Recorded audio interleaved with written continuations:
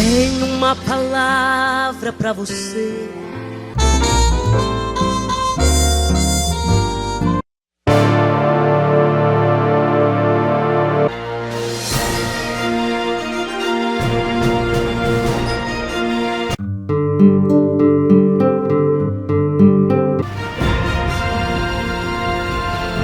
Saúdo a todos os internautas, professores, professoras, com a doce e gloriosa paz de nosso Senhor e Salvador Jesus Cristo.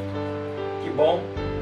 Estamos de volta com mais uma aula onde nós estamos aprendendo sobre os 10 mandamentos. É importante, professores, internautas, que vocês compartilhem esta aula, pois ainda mais ânimo ao professor. Eu já era para ter postado essa aula, mas eu tive um probleminha devido às aulas que nós estamos falando sobre os 10 mandamentos, que tudo está envolvendo aí, não matarás, né? O sábado, aqueles que não guardavam era morto. Então o YouTube parece que entendeu como eu estivesse fazendo uma apologia ao crime e me excluiu do YouTube. E aí eu entrei com recurso, e aí, graças a Deus, hoje voltou, e eu vou estou fazendo essa aula aí para que todos possam se interagir da importância dessas aulas que nós estamos fazendo. Hoje é a lição de número 7, não matarás, protegendo e preservando a vida como um fundamento moral universal. Dentro da introdução nós vamos ver que esse mandamento ele é bem aceito por todas as nações. Praticamente ninguém aprova que se tire a vida de ninguém. Ele é tão contrário à natureza que existe um tipo de proibição contra ele em todas as culturas.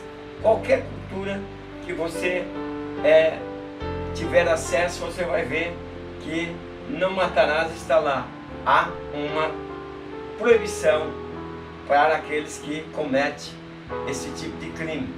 Dentro do esboço da primeira parte da lição, eu vou falar sobre o aspecto essencial do 6º mandamento. Não se refere ao homicídio involuntário. Na época havia já, eu vou estar explicando mais para frente como que era feito com aqueles que acabavam matando involuntariamente. Então, nós sabemos que todos os países, quando o crime é involuntário, né, que se torna o crime culposo, não doloso, então ele tem uma pena maior. Então, dentro do aspecto do 6º mandamento, nós vamos ver que o 6º mandamento não se refere a esse tipo de homicídio.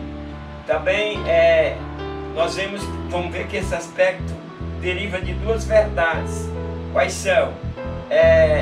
A verdade é aquela motivada por desejo perverso. Então esses recebia sérias condenação, né? Estou bem com cuidado aqui com medo do YouTube tirar de novo, mas os irmãos sabem que na antiga aliança quem era olho por olho, dente por dente. Basta falar isso, os irmãos já estão entendendo que essa verdade, né, que é motivada por desejos perversos. Então nós vamos agora para o aspecto espiritual do mandamento. Dentro do ponto 1 e 1, o aspecto espiritual do mandamento. Vamos ver. O aspecto fundamental é o significado sagrado da vida humana. Nós vamos passando para os nossos alunos aí, professores na sua sala, para que eles vão entendendo. Então, refere-se ao fato de tirar a vida com premeditação e traição. Então, dentro agora do aspecto espiritual do mandamento, nós vamos estar vendo muitas coisas que nós acabamos sendo homicidas. Então, nós vamos entender que primeiro, somos feitos à imagem de Deus. E segundo, que Deus é doador da vida. Então, como imagem de Deus, quando você assassina alguém, você está assassinando uma pessoa que é a imagem de Deus e que somente Deus poderia tirar-lhe a vida, porque Deus é o doador da vida. Então, implicações no assassinato. Então, você será implicado porque quando alguém comete assassinato, que mata alguém, ele está matando alguém que foi feito à imagem de Deus, e só Deus, né, tem o direito de determinar a vida de cada criatura. Então, amar a vida é uma forma de adorar a Deus. Então, eu preciso amar a minha vida e também não querer destruir as vidas do meu próximo. É muito importante, professores e professoras, nós entender da importância, que não é somente me amar, não é somente cuidar de mim, mas eu também tenho que ter cuidado com a vida do próximo, não ter desejo de que eles acabem mal, morrendo, sendo matados. Então, nós somos imagem, né? Imagem de Deus, mas não somos a imagem feita por um artista, né? Porque foi Deus que colocou sua marca em cada um de nós quando nos fez a sua imagem e semelhança. A gente vem trazendo desde do segundo mandamento: não farás para ti imagem de escultura. Por quê? Porque nós já somos a imagem feita por Deus, e nós estamos vendo que é importante que nós entendemos que nós fomos feitos por Deus, a sua imagem, a sua semelhança. Então, o aspecto legal do mandamento: assassinato é um pecado gravíssimo. Nós vemos agora o 1.2. Dentro da lei era um pecado gravíssimo. Hoje, infelizmente, dentro de alguns países que não tem justiça, então as coisas passam meio barato. Então, tinha o critério para o julgamento. Então, quando se assassinava alguém, então alguém seria levado ao tribunal para julgamento. Aí, para evitar também precipitação, injustiça e engano. De repente, alguém que está no banco de réu não foi quem cometeu o assassinato. Então, nós precisamos cuidar muito com isso. Na nossa igreja, muitas vezes, nós estamos condenando alguém que não foi ela, foi outra pessoa que criou aquele problema. Estou dizendo no âmbito espiritual da igreja. E aí o irmão se entristece, não volta mais na igreja, quer dizer, estamos assassinando esse irmão espiritualmente. Então, há a necessidade de testemunhas. Então, não julgue, pastores, não leve alguém, por exemplo, a uma disciplina sem testemunhas, sem você estar convicto de que aquilo aconteceu mesmo, para que nós não venhamos assassinar as pessoas que estão ali na igreja, alegre, mas aí ela é tomada de uma justiça, talvez um falso testemunho foi levantado contra aquela pessoa, e aí a igreja pune, e ao punir, talvez acaba matando espiritualmente. Então, a testemunha era a maneira da sociedade israelitas de fazer as coisas certas. Não é só porque ouviu falar ou porque alguém denunciou. Você viu, você testemunha. O 1.2 diz assim: aspecto legal do mandamento, com a situação de mentiras ou falso testemunho. Então precisava ver se não havia mentira ou falso testemunho na hora do julgamento. Deuteronômio 19, 16 a 21 diz assim: trazem uma série de advertências sobre as falsas testemunhas. E as falsas testemunhas, de que maneira que era punido? Eram punidos com morte.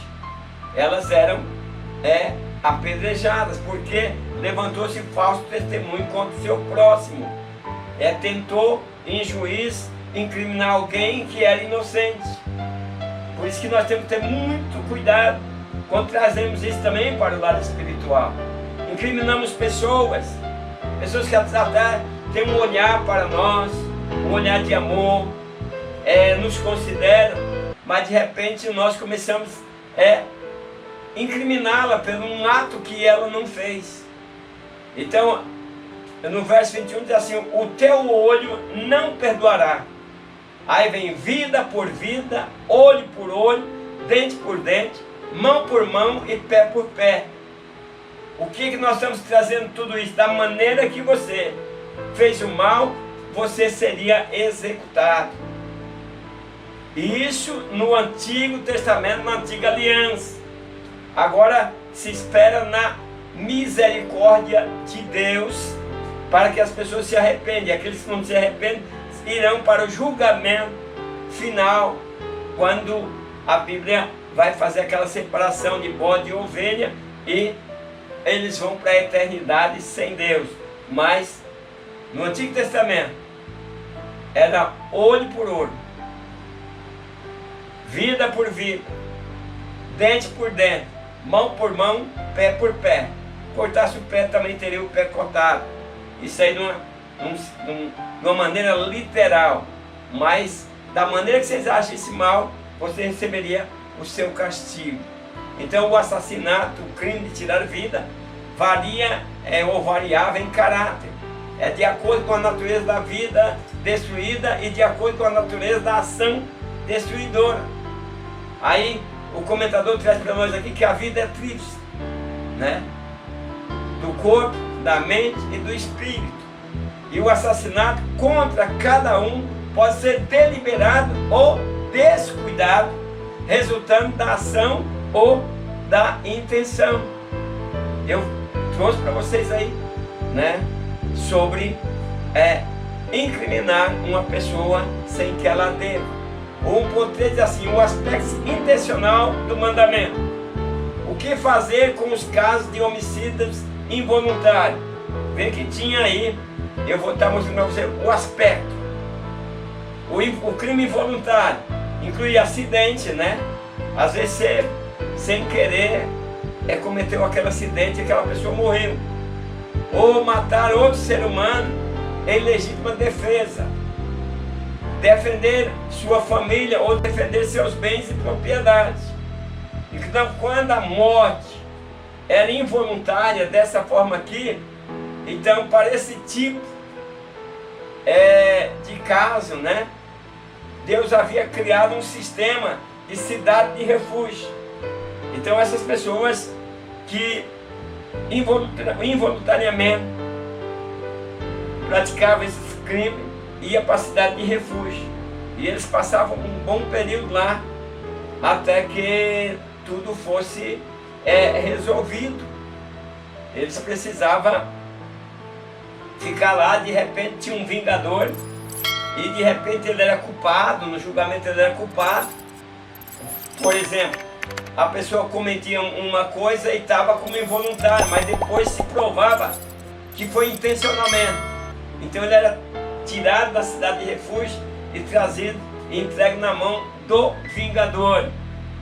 Se não tivesse um vingador, aí seriam cumprida a lei, olho por olho, dente por dente, ferida por ferida, pé por pé, mão por mão. Então eu quero que vocês entendam isso. Nós não vivemos mais essa situação, porque agora nós somos de Cristo. E Cristo nos ensinou a manter a paz com todos e não tomar ódio por ódio. Cristo nos ensinou a perdoar. Antes de entrar no ponto 2, quero mandar um abraço para o Marcelo Norato. Ele é de Vila União do Alto Alegre, município de Alto Paraíso, Rondônia. Ele diz: a Paz Senhor, presbítero Ademar, que eles são maravilhosos. Esses 10 mandamentos têm trazido um grande aprendizado para todos nós. Um abraço. Mateus Ferreira, Goianópolis, Goiás. A Paz Senhor, presbítero Ademar, Deus te abençoe sempre.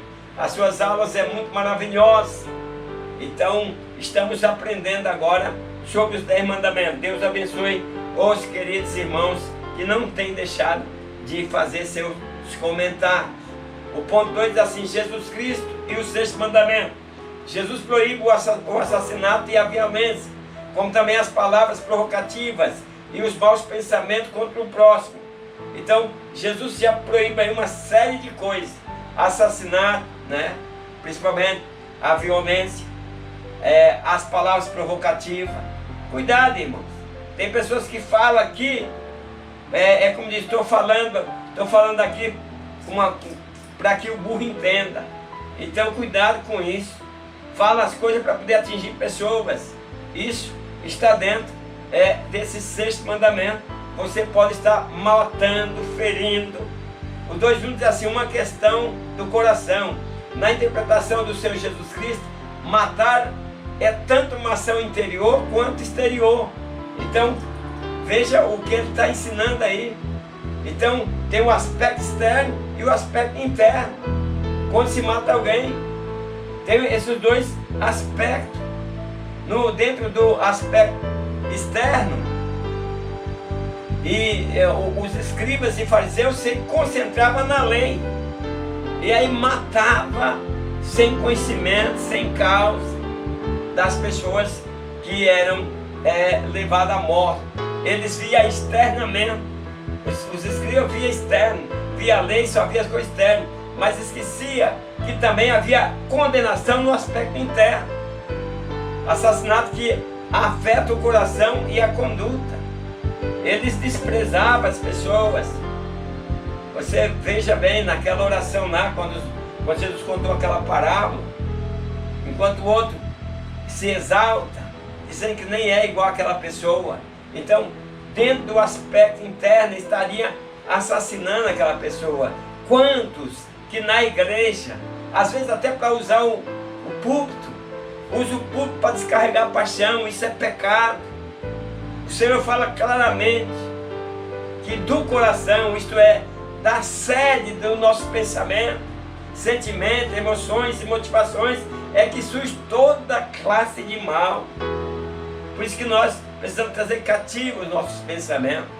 No Sermão da Montanha, o Senhor faz uma interpretação magistral do sexto mandamento.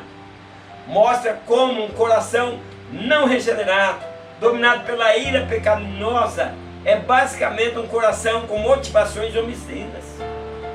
Os fariseus ensinavam que o assassinato consistia em tirar a vida de alguém, mas a interpretação dada por Jesus condena também a atitude por trás dele, aquilo que está no pensamento, aquilo que está nas mentes. Jesus foi mais além.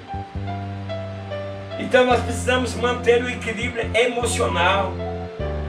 A questão não está limitada a comportamento, a ação externa, mas também o que deseja o nosso coração. Então o mesmo sucedia ao que pensava em adulterar. Esse era tão culpado quanto o que cometia adultério. Nós vemos que existe o adultério, tem abalado muitos casais em nossa época, mas aí aparecem as pessoas e diz, faz o mesmo, quer dizer, cometam o mesmo pecado. É isso que está trazendo. Por que não dizer que muitos crentes têm aconselhado a entrar por esse caminho, e mesmo talvez aquela pessoa com aquilo na cabeça, se eu vou descontar, eu vou, e ver uma pessoa só, que a sorte é que a pessoa não se abre para ela ou para ele, mas ele diz, eu vou descontar. Então, o que Jesus está colocando, você é tão culpado como seu marido ou sua esposa que adulterou. Por quê? Porque você formou na sua mente uma ideia de que para poder magoá-lo, você vai descontar. O que acontece? Você vai cair no mesmo precipício. 2:3 diz assim, tratando do coração. Jesus Cristo mostrou que não são somente o assassinato e a violência que são proibidos, mas até mesmo as palavras provocantes e pensamentos irados. Acabei de citar a raiz da amargura, de onde ela brota. O assassinato é uma paixão feroz ou algum desejo desordinário. Cuidado, se policia para não ter desejos que te traz para um assassinato. Aos olhos de Deus, aquele que se ira contra seu irmão sem motivo está sujeito a julgamento como se houvesse cometido homicídio. Você está irado com uma pessoa, a pessoa nem deve, você está irado.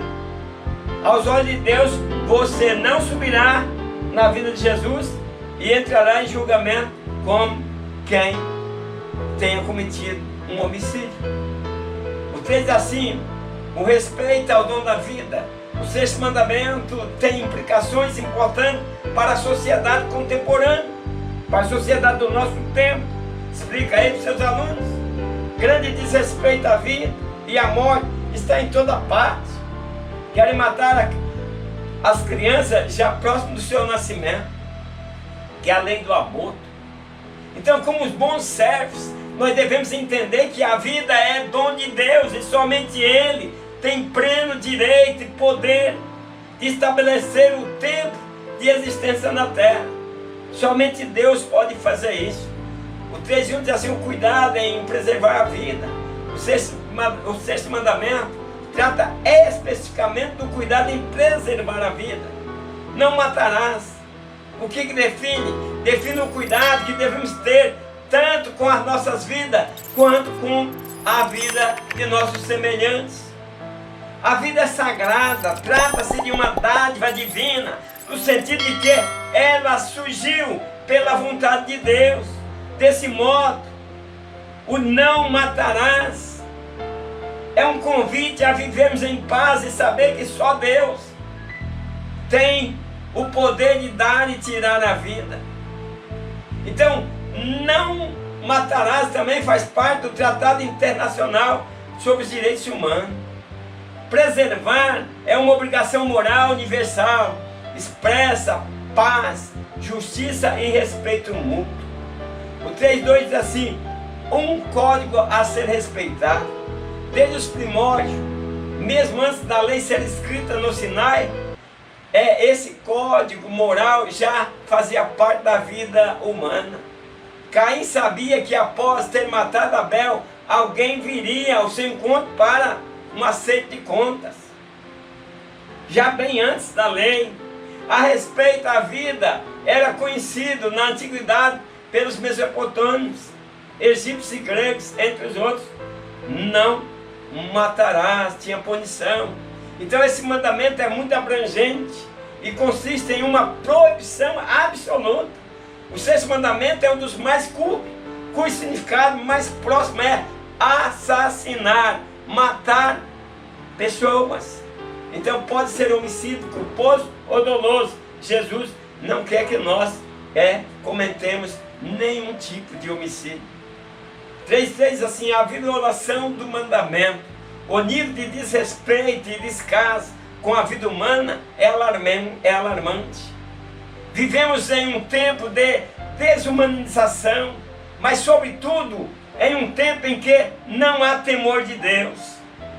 Você vê, as pessoas estão nos bares, bebendo, amigos, daqui a pouco se estranha e sai no tapa, na pancada, e pensa que não, um assassina o outro, e depois, quando diz: olha, fulano morreu, ai meu Deus, eu não queria matar ele, né? Mas, por quê? Porque vive fora dos preceitos divinos. Várias formas de desobediências aberta e liberada, né? Que é deliberado, né?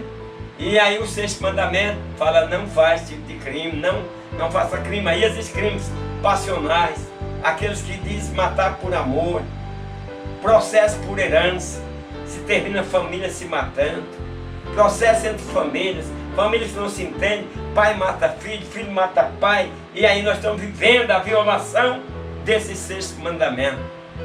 Então nós precisamos